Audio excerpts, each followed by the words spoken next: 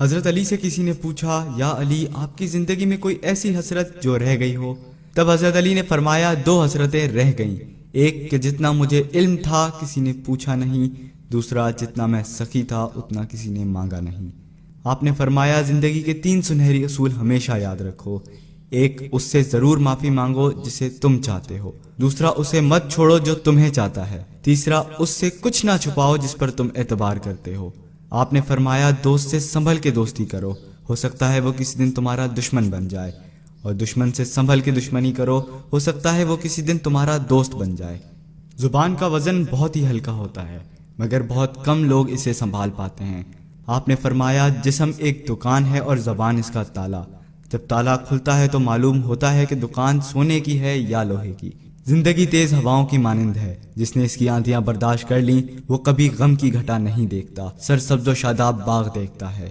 حضرت علی سے کسی نے پوچھا، یہ کیسے پتا چلے گا کہ جو پریشانی یا مصیبت ہم پر آئی ہے وہ اللہ کی طرف سے آزمائش ہے یا ہم پر اللہ کی طرف سے سزا ہے؟ آپ نے جواب دیا، جو مصیبت تجھے اللہ کی طرف لے جائے وہ آزمائش ہے، اور جو مصیبت تجھے اللہ سے دور کر دے وہ سزا ہے۔ حضرت علی کے پاس ایک یہودی آیا اور کہا، میں نے سنا ہے کہ جب آپ مسلمان عبادت کرتے ہو تو وسوسے اور خیالات آتے ہیں، جبکہ ہم عبادت کرتے ہیں تو ہمیں نہیں آتے۔ حضرت علی نے جواب میں فرمایا، اگر ایک گھر فقیر کا ہو اور ایک گھر امیر کا تو چور کہاں جائے گا؟ یہودی نے کہا، امیر کے گھر میں۔ حضرت علی نے فرمایا، تبھی تو شیطان ان کو ستاتا ہے جن کے دل میں اللہ ہو، جن کے دل میں اللہ کی محبت نہیں ہوتی وہاں شیطان کا کیا کام؟ آپ نے فرمایا، جب تمہاری جان کو خطرہ ہو تو صدقہ دے کے جان بچاؤ، اور جب تمہارے دین کو خطرہ ہو تو جان دے کر دین بچاؤ۔ آپ نے فرمایا کہ زندگی 2 دن کی ہے، ایک تمہارے حق میں، دوسرا تمہارے مخالف۔ جس دن تمہارے حق میں ہو اس دن غرور مت کرنا، جس دن تمہارے مخالف ہو اس دن صبر کرنا۔ کسی کی مدد کرتے ہوئے اس کے چہرے کی طرف مت دیکھنا، ہو سکتا ہے ان کی شرمندہ آنکھیں تمہارے دل کے اندر غرور کا بیج بو دیں۔ 3 چیزیں ایمان کو تباہ کر دیتی ہیں، امیروں کی محفل، عورتوں کی صحبت اور جاہلوں سے بحث۔ حضرت علی نے فرمایا، جانور میں خواہش اور فرشتے میں عقل ہوتی ہے، مگر انسان میں اللہ تعالیٰ نے دونوں رکھی ہیں۔ اگر وہ عقل دبا لے تو جانور، اگر خواہش کو دبا لے تو فرشتے کی مانند ہو جاتا ہے۔ آپ نے فرمایا، اپنے جسم کو ضرورت سے زیادہ مت سنوارو، اسے تو مٹی میں مل جانا ہے۔ سنوارنا ہے تو اپنی روح کو سنوارو، کیونکہ اسے تو رب کے پاس لوٹ کے جانا ہے۔ مومن کی مثال ترازو کے پلڑے جیسی ہوتی ہے، جس قدر اس کے ایمان میں اضافہ ہوتا ہے اتنی ہی اس کی آزمائش بڑھتی ہے۔ آپ نے فرمایا، اچھے لوگوں کی ایک خوبی یہ بھی ہوتی ہے کہ انہیں یاد نہیں رکھنا پڑتا، وہ یاد ہی رہتے ہیں۔ آپ نے فرمایا، رزق کے پیچھے اپنا ایمان مت خراب کرو، کیونکہ رزق انسان کو اس طرح تلاش کرتا ہے جیسے مرنے والے کو موت۔ حضرت علی نے فرمایا، رشتے خون کے نہیں احساسات کے ہوتے ہیں، اگر احساس ہو تو اجنبی بھی اپنے ہو جاتے ہیں، اگر احساس نہ ہو تو اپنے بھی اجنبی ہو جاتے ہیں۔ ایک مرتبہ کساب آواز لگا رہا تھا، تازہ گوشت ہے لے لو۔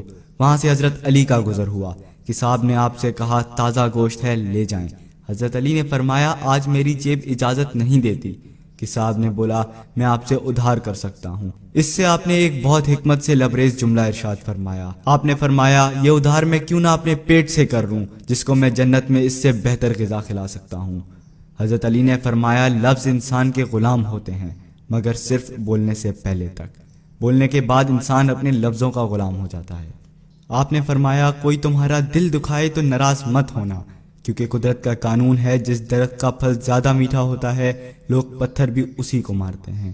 آپ نے فرمایا، کسی کا عیب تلاش کرنے والے کی مثال اس مکھی جیسی ہے جو سارا خوبصورت جسم چھوڑ کر صرف زخم پر جا کر بیٹھتی ہے۔ آپ نے فرمایا، اچھا دوست چاہے کتنا بھی برا بن جائے کبھی اس سے دوستی مت توڑنا، کیونکہ پانی چاہے کتنا بھی گندا ہو آگ بجھانے کے ضرور کام آتا ہے۔